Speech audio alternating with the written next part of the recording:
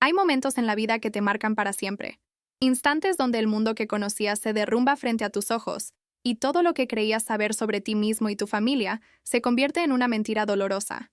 Para mí, ese momento llegó una tarde de domingo, cuando mi madre me miró con esos ojos llenos de desprecio que jamás olvidaré, y pronunció las palabras que cambiarían mi existencia por completo.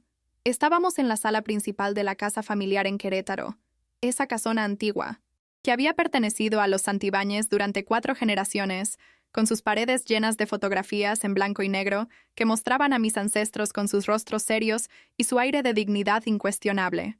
Mi madre sostenía entre sus manos temblorosas un sobre manila que acababa de abrir, y su rostro había perdido todo el color mientras leía lo que fuera que contenía aquellos papeles. Yo acababa de llegar de la universidad donde estudiaba arquitectura, cargando mis libros y mis planos, completamente ajeno a la tormenta que estaba por desatarse sobre mi cabeza. Cuando crucé la puerta y vi a mi madre de pie junto a la ventana, con mi padre sentado en su sillón de siempre y mis 2 hermanos mayores observando la escena con expresiones incómodas, supe que algo andaba terriblemente mal en aquella casa. Mi madre se volvió hacia mí con una lentitud deliberada, como si cada movimiento le costara un esfuerzo monumental, y sus labios se curvaron en una mueca de asco que jamás había visto en su rostro. Ella siempre había sido una mujer elegante y contenida, de esas que consideraban las emociones fuertes como algo vulgar e inapropiado para gente de nuestra posición social. Los Santibáñez éramos una familia respetada en Querétaro, descendientes de comerciantes prósperos que habían construido su fortuna con trabajo honesto y dedicación inquebrantable durante décadas. Mi abuelo paterno había sido presidente de la Cámara de Comercio local. Mi bisabuelo había fundado una de las primeras fábricas textiles de la región, y ese apellido que llevábamos con orgullo era sinónimo de rectitud y valores sólidos en toda la ciudad. Crecí escuchando historias sobre el honor de nuestra familia, sobre cómo los Santibáñez jamás habían estado involucrados en escándalos ni situaciones vergonzosas, sobre cómo éramos ejemplo de moralidad y decencia en una sociedad que cada vez valoraba menos esas cualidades. Mi madre nos había educado a mí y a mis hermanos bajo ese código estricto de comportamiento, recordándonos constantemente que cada acción nuestra reflejaba no solo en nosotros mismos, sino en el apellido que portábamos con responsabilidad. Cuando finalmente habló, su voz salió como un susurro cargado de veneno, que llenó toda la habitación con su amargura. Me dijo que yo había arruinado el apellido Santibáñez, que había manchado el honor de 4 generaciones con mi comportamiento irresponsable y mis decisiones egoístas. Me acusó de haber destruido todo lo que nuestra familia había construido con tanto esfuerzo, de haber convertido nuestro nombre respetado en motivo de burla y vergüenza para toda la ciudad. Sus palabras caían sobre mí como piedras pesadas que me aplastaban contra el suelo, y yo me quedé paralizado sin entender absolutamente nada de lo que estaba diciendo. Intenté preguntarle a qué se refería, qué había hecho yo para merecer semejante acusación, pero ella levantó la mano exigiéndome silencio con un gesto autoritario que no admitía réplica. Mi padre permanecía hundido en su sillón sin decir palabra, con la mirada fija en algún punto indefinido de la alfombra persa que cubría el piso, como si no quisiera ser parte de aquella escena, pero tampoco tuviera el valor de intervenir. Mis hermanos intercambiaban miradas incómodas entre ellos, y pude notar en sus expresiones que sabían algo que yo desconocía, que habían sido puestos al tanto de alguna situación de la cual yo había sido mantenido completamente en la oscuridad. Mi madre me ordenó que saliera de su casa inmediatamente, que no quería volver a verme hasta que arreglara el desastre que había provocado, hasta que encontrara alguna forma de reparar el daño irreparable que le había causado al apellido familiar. Me dijo que por mi culpa ella no podría volver a mostrar la cara en el club social donde había sido miembro distinguido durante 30 años, que mis primos estaban siendo señalados y murmurados en sus escuelas privadas, que incluso mi abuela paterna había llorado de vergüenza cuando se enteró de lo que yo había hecho. Pero lo más doloroso de todo no fueron sus acusaciones específicas, sino la forma en que me miraba, como si yo fuera un extraño que hubiera traicionado su confianza de la manera más vil posible, como si todos esos años de ser su hijo menor, su niño consentido, hubieran sido borrados en un instante por algo que yo supuestamente había cometido. Salí de aquella casa con las piernas temblando y el corazón destrozado, cargando apenas mi mochila con mis libros y mi computadora portátil, sin entender qué demonios había pasado para que mi propia madre me mirara con tanto odio. Caminé por las calles de Querétaro mientras anochecía, con la mente dando vueltas tratando de encontrar alguna explicación lógica a aquella escena surrealista que acababa de vivir. Durante los siguientes días me refugié en casa de mi mejor amigo Rodrigo, quien me acogió sin hacer demasiadas preguntas cuando le conté que había tenido un problema grave con mi familia. Intenté comunicarme con mis hermanos a través de mensajes de texto y llamadas telefónicas, desesperado por obtener alguna explicación sobre qué había provocado la furia de mi madre, pero ninguno de los dos me respondió. Era como si toda mi familia hubiera decidido cortarme de sus vidas de manera definitiva y absoluta, sin darme siquiera la oportunidad de defenderme o de comprender de qué se me acusaba exactamente. Rodrigo me sugirió que quizás había algún malentendido que podría aclararse con el tiempo, que las familias a veces atraviesan crisis temporales que luego se resuelven cuando las emociones se calman, pero yo tenía la sensación profunda de que esto era algo mucho más serio y permanente.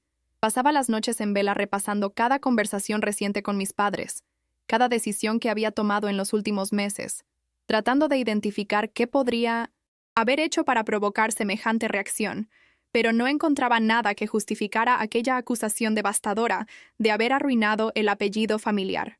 Las semanas siguientes fueron una pesadilla interminable, donde descubrí que el rechazo de mi familia era solo el comienzo de mi calvario personal. Empecé a notar miradas extrañas cuando caminaba por el campus universitario, susurros que se detenían abruptamente cuando yo me acercaba a grupos de compañeros que antes me saludaban con naturalidad y camaradería.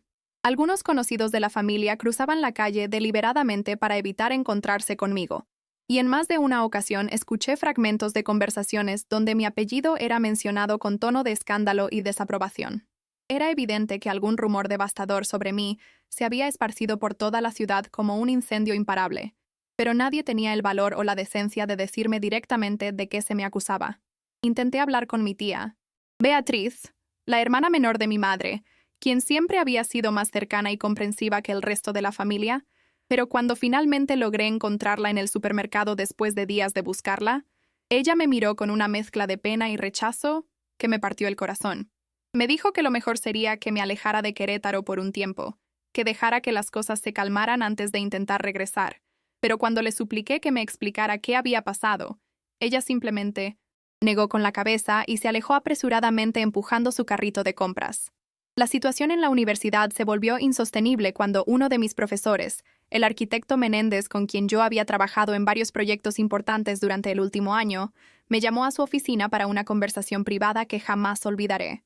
Cerró la puerta con cuidado y me indicó que me sentara frente a su escritorio, y por un momento pensé que finalmente alguien iba a darme alguna explicación sobre lo que estaba sucediendo.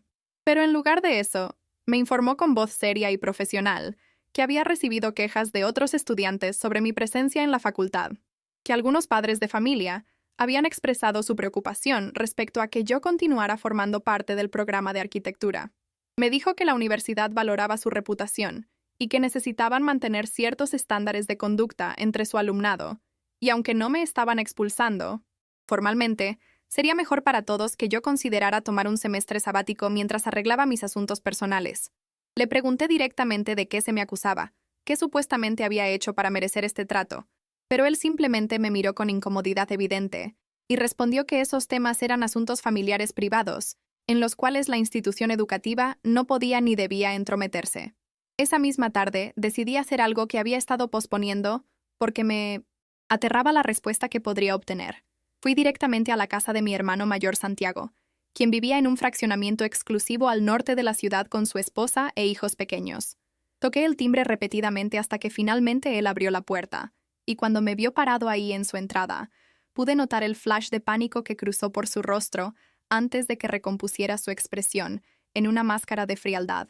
Le dije que no me movería de ahí hasta que me explicara qué demonios estaba pasando, que tenía derecho a saber de qué se me acusaba antes de que destruyeran completamente mi vida y mi reputación. Santiago miró hacia atrás asegurándose de que su esposa no estuviera escuchando. Luego salió al porche cerrando la puerta detrás de él y me enfrentó con los brazos cruzados sobre el pecho. Me dijo en voz baja y tensa que yo sabía perfectamente bien lo que había hecho, que no me hiciera el inocente tratando de obtener su simpatía. Le juré por todo lo sagrado que no tenía la menor idea de qué estaba hablando, que llevaba semanas viviendo una pesadilla sin comprender su origen, pero él simplemente sacudió la cabeza con expresión de disgusto y me dijo que mamá tenía razón al decir que yo era un cínico sinvergüenza. Fue entonces cuando finalmente obtuve una pista concreta sobre la naturaleza de las acusaciones que pesaban sobre mí. Santiago mencionó algo sobre documentos legales, sobre una demanda judicial, sobre cantidades enormes de dinero que supuestamente habían desaparecido por mi culpa. Habló de fraude, de malversación de fondos familiares, de inversiones fraudulentas que habían dejado a varios miembros de nuestra familia extendida al borde de la ruina financiera. Yo lo escuché completamente atónito, sintiendo que el mundo giraba a mi alrededor de manera vertiginosa mientras trataba de procesar aquellas palabras que no tenían ningún sentido en mi realidad. Le expliqué desesperadamente que yo era solo un estudiante de arquitectura sin acceso a ningún fondo familiar, que ni siquiera tenía cuenta bancaria con más de 3,000 pesos porque vivía con la pequeña beca que me daba la universidad. Pero Santiago me interrumpió con un gesto brusco y me dijo que dejara de mentir porque las evidencias eran irrefutables. Me informó que había documentos con mi firma, que había registros bancarios con mi nombre, que existían correos electrónicos donde yo supuestamente había coordinado toda una operación de estafa que había afectado a primos, tíos y amigos cercanos de la familia que habían confiado en el apellido Santibáñez para realizar inversiones que resultaron ser completamente falsas. Cuando le pregunté si podía ver esos documentos, si podía examinar esas supuestas evidencias que me incriminaban, Santiago me dijo que todo estaba en manos de los abogados de la familia y que mamá había dado órdenes estrictas de que yo no tuviera acceso a ninguna información hasta que se resolviera el proceso legal correspondiente. Me advirtió que si yo tenía algo de dignidad, debería presentarme voluntariamente ante las autoridades y confesar mi participación en el fraude, que eso al menos demostraría que conservaba algo de honor a pesar de mis acciones criminales.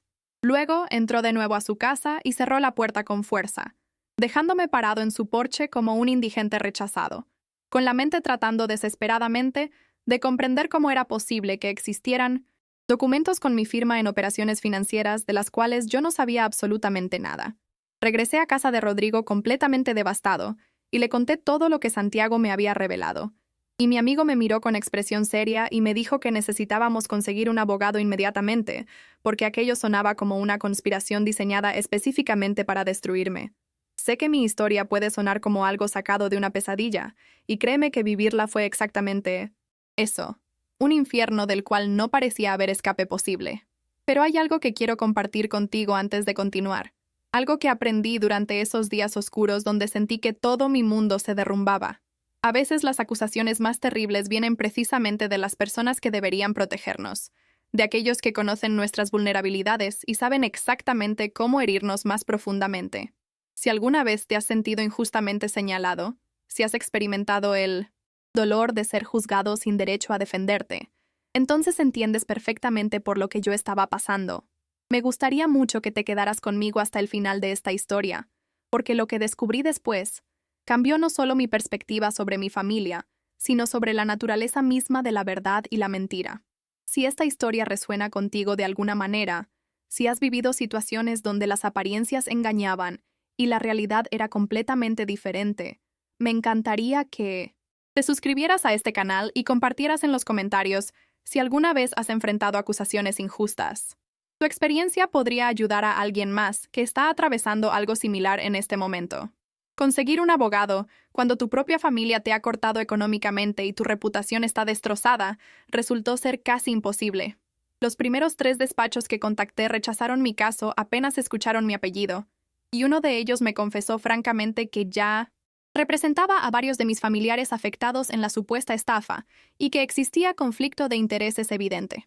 Finalmente encontré a la licenciada Mónica Herrera, una abogada joven que acababa de establecer su propio despacho y que estaba dispuesta a escuchar mi versión de los hechos sin prejuicios.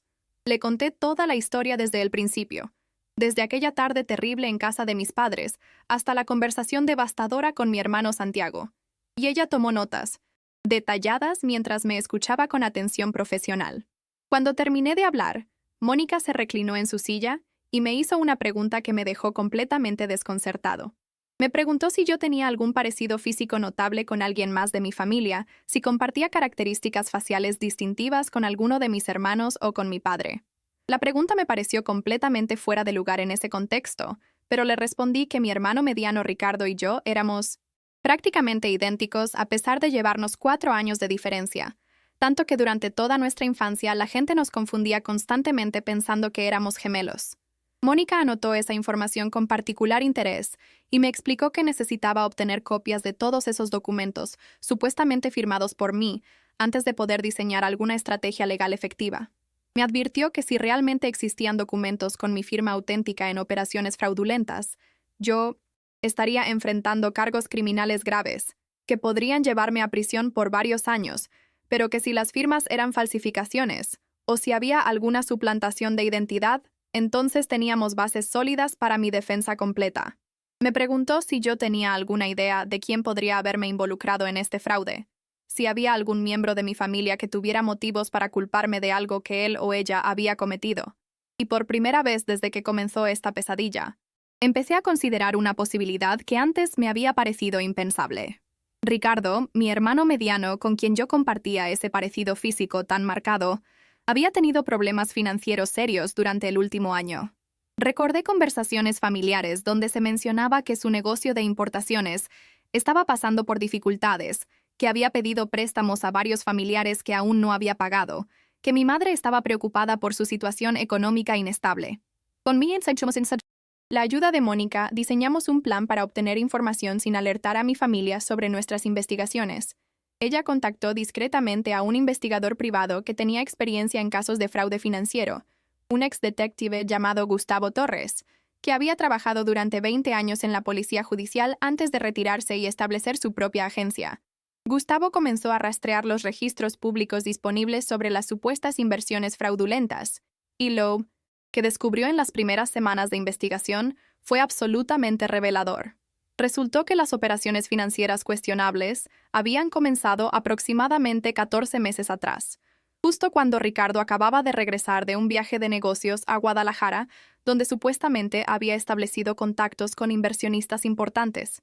Los documentos legales archivados en el registro público mostraban que alguien usando mi nombre completo había fundado una sociedad de inversión llamada Grupo Santibáñez Patrimonial, utilizando el prestigio de nuestro apellido familiar, para atraer capital de inversionistas confiados, que creían estar participando en un fondo legítimo, administrado por miembros de una familia respetable.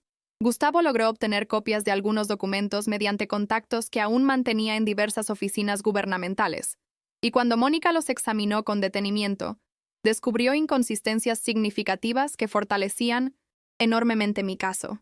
Las firmas en los documentos eran similares a la mía, pero tenían variaciones sutiles en ciertos trazos específicos, que un perito calígrafo podría identificar como falsificaciones elaboradas. Más importante aún, varios de los documentos habían sido firmados en fechas donde yo tenía coartadas sólidas verificables. Uno de ellos estaba fechado durante una semana en que yo había participado en un taller intensivo de diseño en Monterrey con mi universidad, con registros de asistencia diaria y fotografías documentadas en redes sociales, que demostraban mi presencia constante en aquella ciudad durante el periodo correspondiente. Otro documento crucial mostraba una firma supuestamente mía en una reunión que había ocurrido un martes por la tarde cuando yo estaba presentando un examen final de diseño estructural en la universidad, con docenas de testigos y grabaciones de seguridad del campus que podían confirmar mi ubicación exacta en ese horario. Mónica me explicó que estas inconsistencias cronológicas eran evidencia extremadamente valiosa que demostraba sin lugar a dudas que alguien había estado usando mi identidad para ejecutar operaciones fraudulentas, mientras yo estaba físicamente en otros lugares. Decidimos que era momento de confrontar directamente a Ricardo, pero necesitábamos hacerlo de manera estratégica para no alertarlo y darle oportunidad de destruir evidencias adicionales. Gustavo sugirió que lo mejor sería sorprenderlo en su oficina durante horas laborales, cuando su guardia estuviera baja y no tuviera tiempo de preparar una historia elaborada. Una mañana de jueves, llegué sin previo aviso a las oficinas de importaciones Ricardo Santibáñez, ubicadas en un edificio comercial en el centro de Querétaro, que lucía mucho más lujoso de lo que yo recordaba de mis visitas anteriores. La recepcionista intentó detenerme, diciendo que el señor Santibáñez estaba en una reunión importante, pero yo simplemente caminé directo hacia su oficina privada e irrumpí sin tocar la puerta. Ricardo estaba sentado detrás de un escritorio enorme de caoba importada, rodeado de decoración costosa que contrastaba dramáticamente con las supuestas dificultades financieras que la familia había mencionado. Cuando me vio entrar, su rostro perdió todo el color, y por un momento fugaz, Pude ver el pánico absoluto en sus ojos. Antes de que recompusiera su expresión, en una máscara de indignación fingida, le dije que sabía todo sobre el fraude, que tenía evidencia de las falsificaciones de firma y de la suplantación de identidad, y que le estaba dando una única oportunidad de explicarme por qué había decidido destruir mi vida para encubrir sus propios crímenes. Ricardo intentó negar todo inicialmente, levantándose de su silla con gestos dramáticos de ofensa ante mis acusaciones, pero cuando le mostré copias de los documentos con fechas imposibles, donde yo tenía coartadas irrefutables, su actitud cambió completamente. Se dejó caer de nuevo en su silla como un muñeco al que le hubieran cortado los hilos, y por primera vez en mi vida vi a mi hermano mediano completamente derrotado y vulnerable. Me contó entre sollozos entrecortados que su negocio había colapsado hace más de un año, que había acumulado deudas enormes con proveedores y prestamistas informales que amenazaban con arruinar no solo su empresa, sino también su reputación personal. Había creado el esquema de inversión, fraudulento como un intento desesperado de generar capital rápido para pagar sus deudas más urgentes, pensando que podría devolver el dinero antes de que alguien se diera cuenta de que las inversiones prometidas no existían realmente. Ricardo me explicó entre lágrimas cómo había ejecutado su plan meticulosamente durante meses, aprovechando nuestro parecido físico extraordinario y el hecho de que yo era el hermano menor menos involucrado en los asuntos financieros de la familia. Me contó que había practicado mi firma durante semanas hasta dominarla perfectamente, que había obtenido copias de mi identificación oficial y documentos personales mediante acceso que tenía a la casa familiar cuando yo aún vivía allí. Había usado esos documentos para abrir cuentas bancarias a mi nombre, para registrar la sociedad de inversión fraudulenta, para firmar contratos con inversionistas confiados que creían estar tratando conmigo cuando en realidad estaban siendo estafados por mi propio hermano.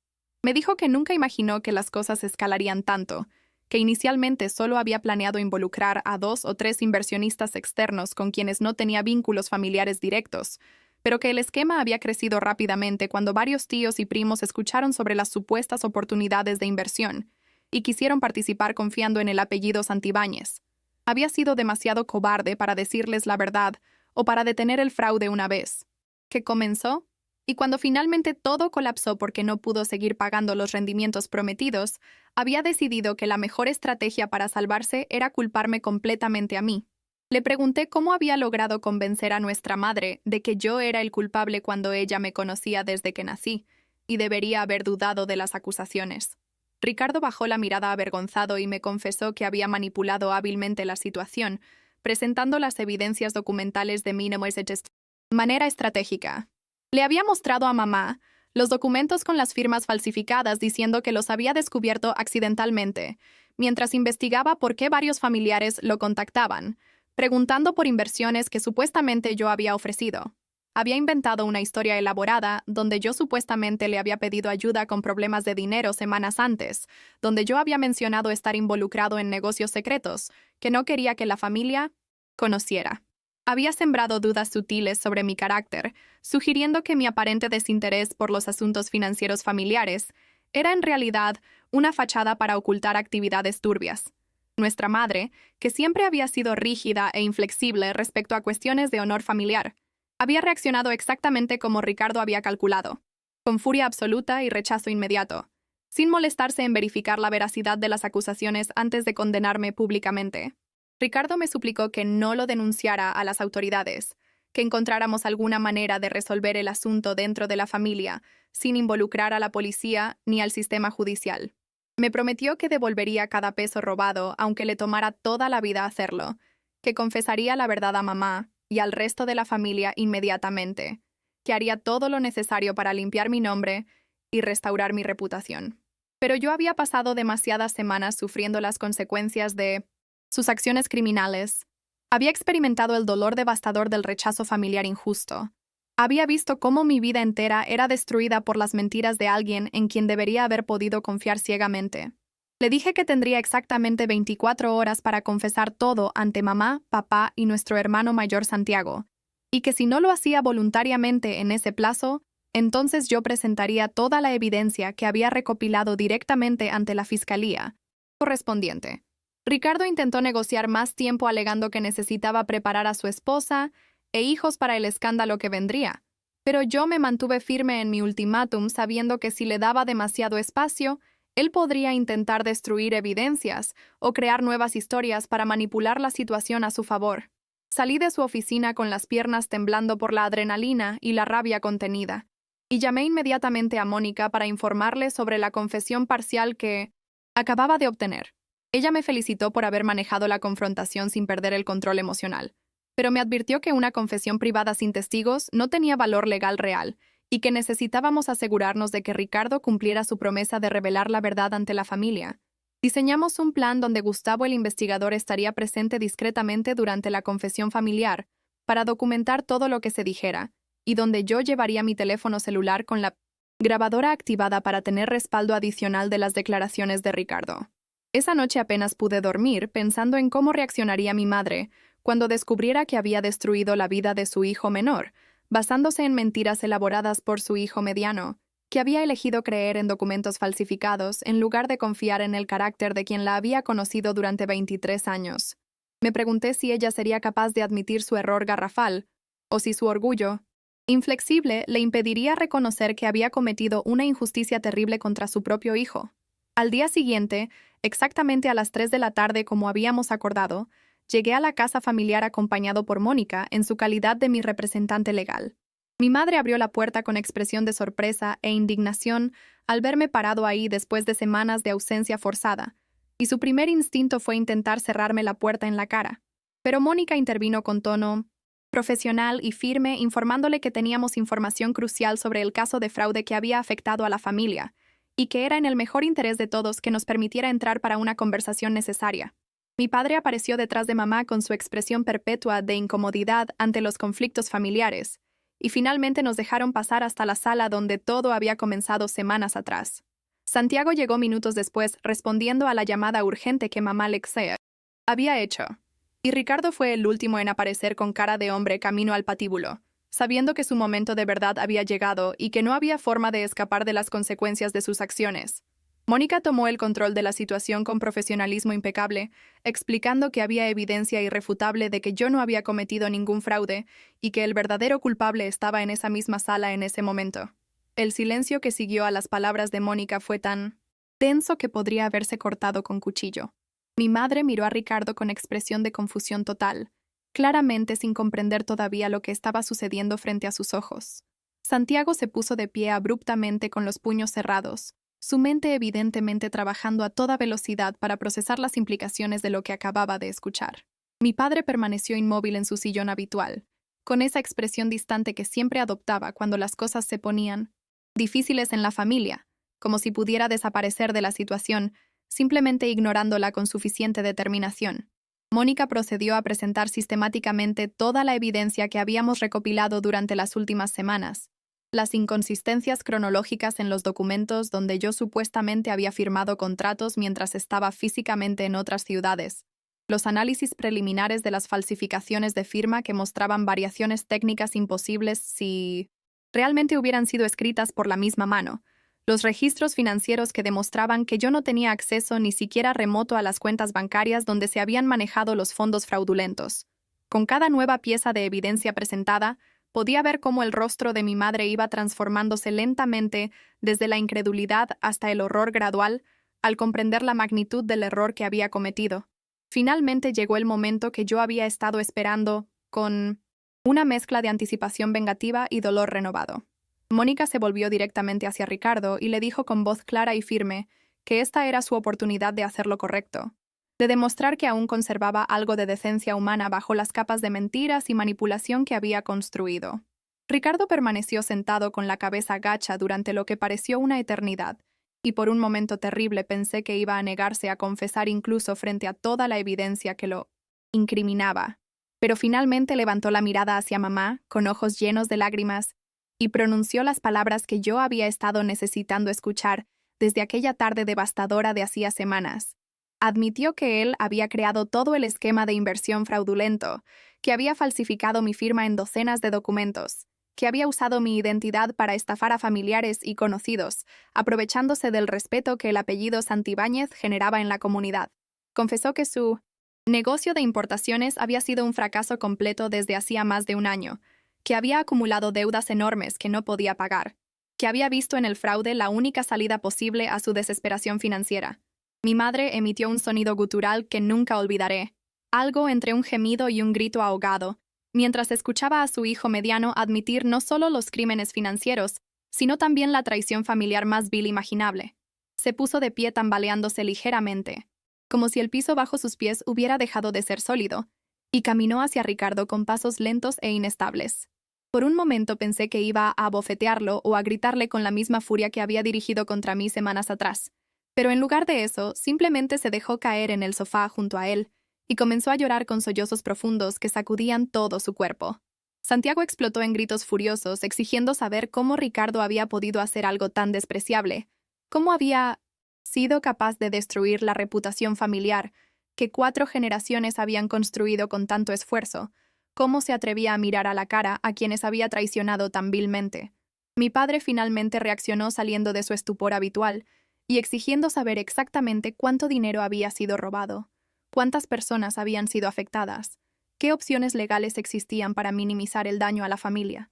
Pero yo solo podía mirar a mi madre llorando junto a Ricardo, sintiendo una mezcla compleja de vindicación y tristeza al verla finalmente comprender la verdad que había rechazado tan categóricamente cuando todo comenzó. Ricardo continuó su confesión detallando cómo había manipulado cada aspecto de la situación para culparme exitosamente. Admitió que había estudiado mis rutinas durante meses, que sabía exactamente cuándo yo estaría fuera de la ciudad para sus operaciones más importantes, que había practicado imitando no solo mi firma, sino también mis gestos y maneras de hablar para que los inversionistas creyeran estar tratando conmigo. Confesó que había sido él quien había enviado el sobre Manila con los documentos fraudulentos a mamá, sabiendo exactamente cómo ella reaccionaría ante evidencia aparente de que su hijo menor había traicionado el honor familiar.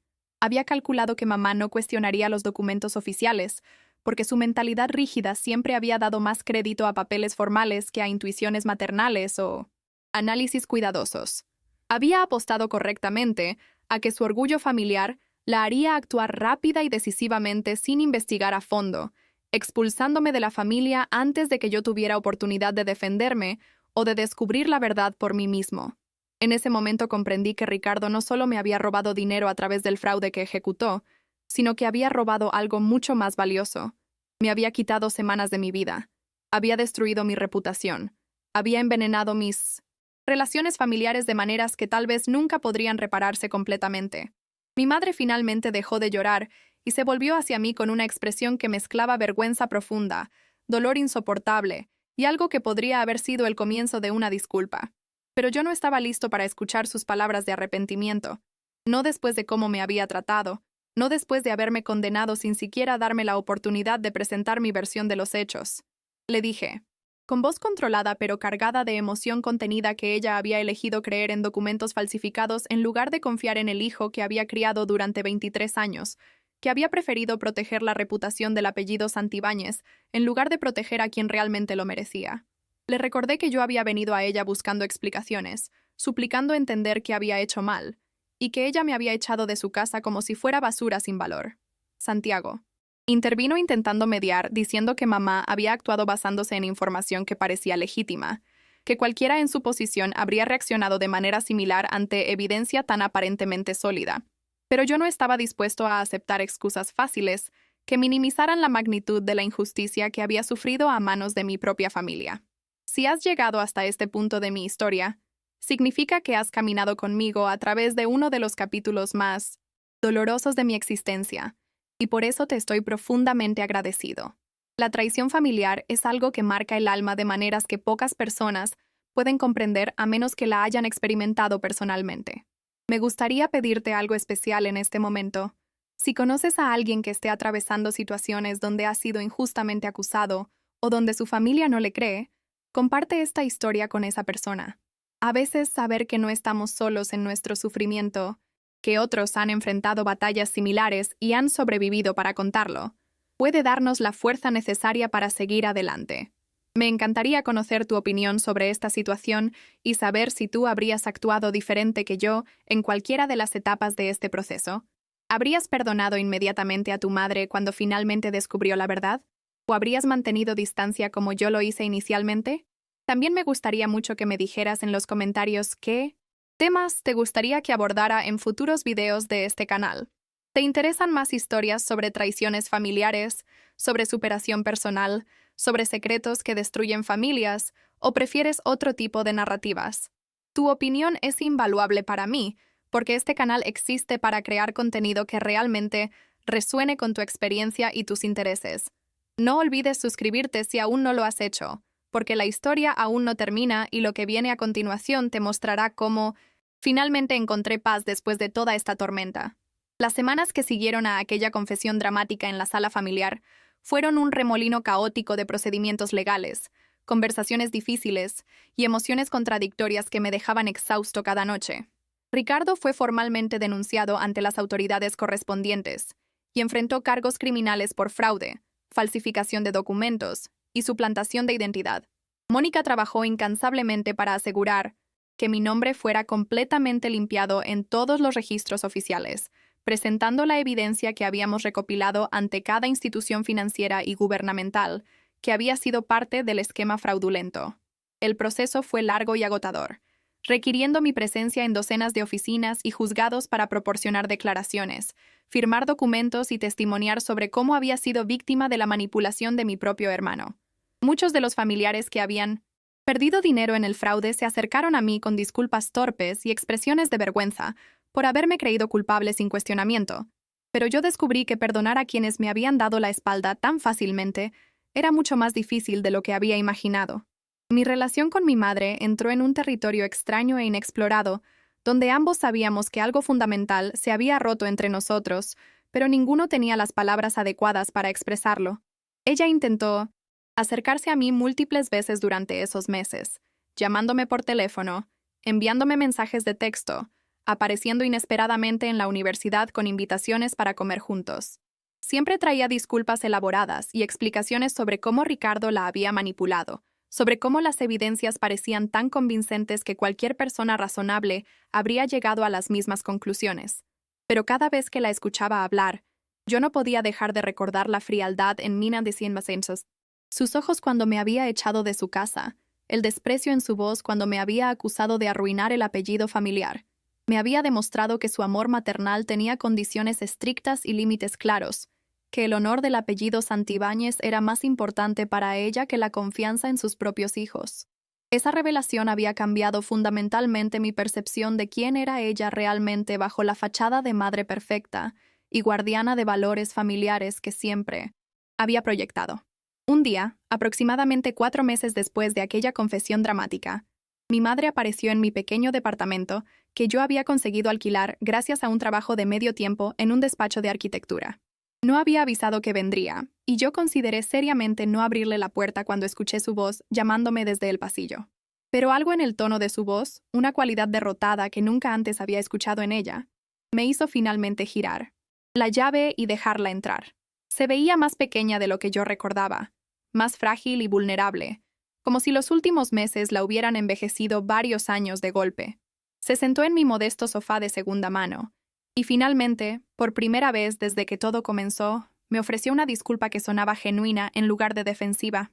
Me dijo que había pasado noches enteras sin dormir pensando en todo lo que había hecho mal, en cómo su obsesión con proteger la reputación familiar la había cegado ante la verdad que debería haber sido obvia. Admitió que debería haber confiado en mí desde el principio, que debería haber investigado las acusaciones antes de condenarme tan definitivamente, que su falla como madre había sido imperdonable y que entendería perfectamente si yo nunca pudiera perdonarla. Fue en ese momento de vulnerabilidad compartida cuando ella me reveló algo que yo nunca había sabido, un secreto familiar que cambiaba completamente mi comprensión de por qué ella había reaccionado tan violentamente ante las acusaciones de fraude. Me contó que mi abuelo paterno, ese hombre respetado que todos recordaban como pilar de rectitud en la comunidad, había estado involucrado en un escándalo financiero décadas atrás. Había malversado fondos de la Cámara de Comercio durante su tiempo como presidente, robando dinero que pertenecía a docenas de comerciantes locales para cubrir pérdidas en su propia empresa textil. El escándalo había sido cuidadosamente encubierto por otros miembros prominentes de la comunidad empresarial que tenían interés en proteger la estabilidad del sistema comercial local, Pero la familia Santibáñez había vivido durante años bajo la sombra de ese secreto vergonzoso. Mi madre había crecido conociendo esa verdad oculta, sabiendo que el apellido que tanto veneraba estaba manchado por acciones criminales que solo la complicidad y el silencio habían mantenido enterradas. Su reacción exagerada ante mi supuesto fraude no había sido solo sobre proteger la reputación familiar, sino sobre su terror profundo de que la historia se repitiera, de que el honor que tan cuidadosamente habían reconstruido durante generaciones volviera a derrumbarse por acciones de otro miembro de la familia. Escuché su revelación sintiendo que el mundo giraba nuevamente bajo mis pies, comprendiendo finalmente que mi madre no era la guardiana perfecta de valores inmaculados que siempre había pretendido ser, sino simplemente una mujer asustada cargando secretos pesados que habían deformado su percepción de la realidad. Le dije que apreciaba su honestidad finalmente, pero que necesitaba tiempo para procesar todo lo que había pasado y decidir qué tipo de relación podríamos reconstruir a partir de los pedazos rotos de nuestra conexión familiar. Ella asintió con lágrimas en los ojos y se fue de mi departamento, dejándome con pensamientos complicados sobre legados familiares, sobre cómo los secretos y las mentiras se transmiten de generación en generación, envenenando todo lo que tocan. Me di cuenta de que el apellido Santibáñez nunca había sido el símbolo de honor intachable que nos habían enseñado a venerar, sino simplemente una colección de historias cuidadosamente editadas, donde las partes inconvenientes habían sido borradas para mantener la ilusión de perfección.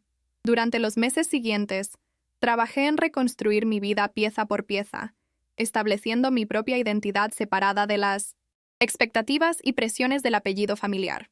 Terminé mi carrera de arquitectura con honores y conseguí un puesto en un despacho respetado donde nadie conocía la historia completa de lo que había atravesado. Mantuve contacto limitado con mi familia, asistiendo a eventos importantes pero manteniendo distancia emocional saludable de quienes me habían fallado tan profundamente. Ricardo cumplió una sentencia reducida de prisión después de llegar a un acuerdo con la fiscalía, donde devolvió parte del dinero robado y testificó contra otros involucrados en esquemas similares. Cuando salió de la cárcel, intentó acercarse a mí buscando perdón y reconciliación, pero yo le dejé claro que aunque ya no sentía odio hacia él, tampoco estaba listo para restaurar una relación fraternal que había sido destruida por su traición. Aprendí que el perdón no significa olvidar ni restaurar automáticamente la confianza que fue quebrada, sino simplemente liberarse del peso del resentimiento que te impide seguir adelante con tu propia vida. Hoy, varios años después de aquellos eventos dolorosos, puedo mirar hacia atrás con una perspectiva más clara sobre lo que realmente sucedió. Mi madre no me acusó de arruinar el apellido Santibáñez porque yo hubiera hecho algo malo, sino porque ella estaba aterrada de que las sombras del pasado familiar volvieran a perseguirlos. Resultó que la verdad era exactamente al revés de lo que ella había creído. Yo no era quien había manchado el honor familiar, sino que la familia misma había estado construida sobre una base de secretos y vergüenzas cuidadosamente ocultas durante generaciones. El verdadero apellido Santibáñez no era el símbolo brillante de rectitud que nos habían enseñado a proteger a cualquier costo, sino algo mucho más humano y complicado. Una historia de personas imperfectas cometiendo errores, algunos tratando de enmendarlos y otros eligiendo el camino fácil de la mentira y el encubrimiento. Aprendí que el verdadero honor no viene de proteger apariencias ni de mantener fachadas perfectas ante la sociedad, sino de tener el valor de enfrentar la verdad, sin importar cuán incómoda o dolorosa pueda ser. Y aprendí que a veces los apellidos que cargamos pueden ser tanto prisiones como legados, dependiendo de si elegimos vivir para honrar expectativas ajenas o para construir nuestra propia integridad auténtica.